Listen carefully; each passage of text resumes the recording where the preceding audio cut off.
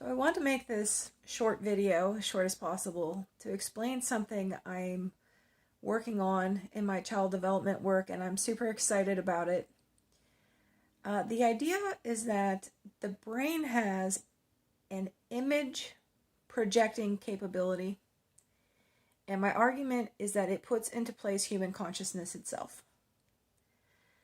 So human consciousness is a funny thing. I kicked off this research because if you think about the development of human consciousness, it's not automatic. Babies do not have a fully formed consciousness itself.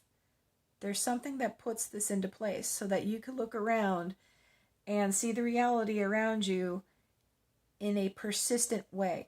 And you don't really see it persistently until a child's about 4.5.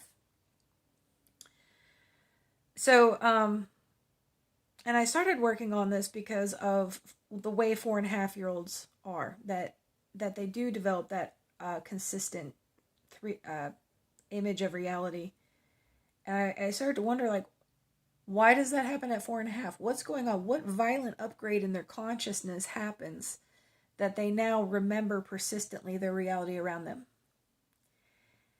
And what I propose is that there is an image projection capability in the brain that constantly drives these upgrades in consciousness.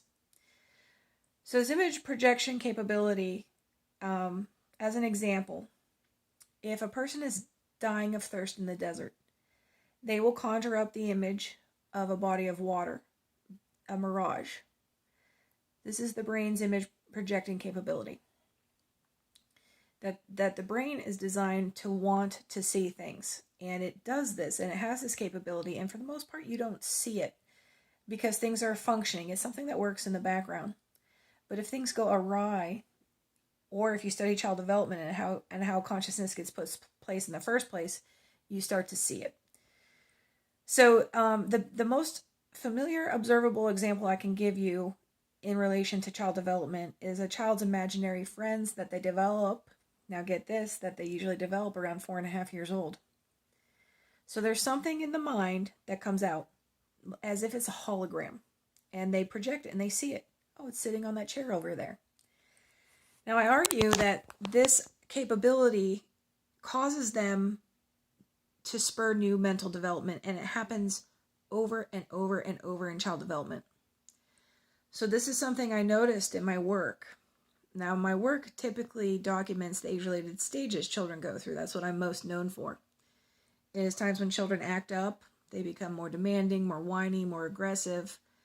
But on the other side of this demanding behavior is an astonishing burst of new mental ability. The brain was going through an upgrade. But what I started to notice as I documented those, I call them milestones, is that the milestones themselves followed a pattern. So several milestones, perhaps 1 to 5, followed a pattern where children seemed to go up into fantasy play and then come back down to reality. I call this a hill, and I've been documenting them. I believe they have predictable substages, but what I want to focus on is what starts any given hill. What seems to start a hill is that a child is given, as if they are given as a gift, wild, imaginative, overly optimistic thinking. So as examples, they might think they can shrink, they might think they can jump over a river, they might think they can move a house at will. My argument is that this seems to act as an impetus to go try to do those things that seem so fun. And this optimism is built into human nature and integral to mental development and emotional health, I argue. But let's say you decided you wanted to build a cake, or make a cake, I should say. That's an optimistic goal, just like jumping over a river would be. That would kick off a lot of things for you. You would go get the ingredients, you would go try, you would make mistakes, you would burn yourself in the oven. There's lots of things that would happen in doing that. And in doing that, you would update your skills. You would know a lot more about cakes and baking. You would have a higher level of consciousness about this thing. And so in child development, it's much more on a much deeper meta level, that they develop ideas of like, when they're babies, most people agree babies don't see the reality around them that well. It's like squinting your eyes, like that's how a baby would see it, other than a few things. They are designed to look for a human breast, for a mother. We are weighted with images that we naturally want to go see. If we weren't, we would die. So, but then as they're a baby, they start to notice objects themselves. When they see their hand for the first time, it's like they're discovering a planet. And so they're driven to see the nature of reality itself. Like simple objects they can't see unless they're going through this process. And my argument is that there's an image projection capability in the brain that's driving it. And I've been doing work on it. I've been documenting it. I'm going to present the idea in Misbehaviors Grow with 4-year-olds. This idea has already helped me as a mother.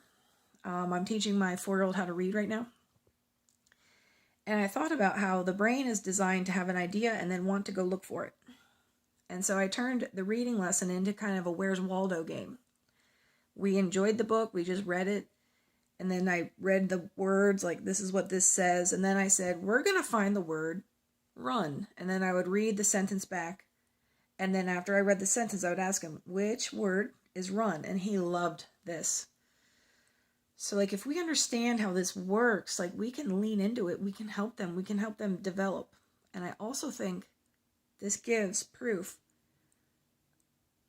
that a secure attachment in childhood is of utter importance, because what I find is if children are well taken care of in loving relationships, feel safe and secure, this process goes well.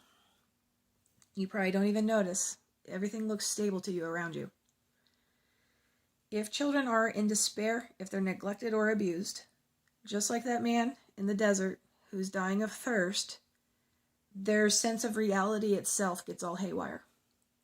The man in the desert sees a mirage and it's not there. There have been documented cases of sailors who have gone on solo trips without other humans, and when in despair, the human consciousness spins into craziness. So these sailors on these solo trips think they have spotted land when they haven't, dock their ship, jump over, and plunge to their death.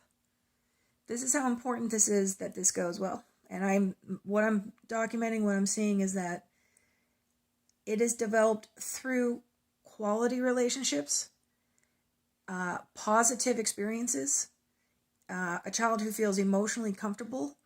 And what I'm also working on is it works through empathy. Seeing other children is important to children, and seeing that being able to identify their own emotional states is one of the biggest developments that takes place at 4, which is when they start to see reality consistently. So I'm doing a detailed analysis of it. I'm still in the middle of it, but I wanted to present the idea. I'm very excited about it. I think it could be revolutionary. So I'll post this to my YouTube channel, The Observant Mom. I'll put it on Instagram. I might put it on my observantmom.com website. Please share if you think anyone would be interested. Thanks for watching.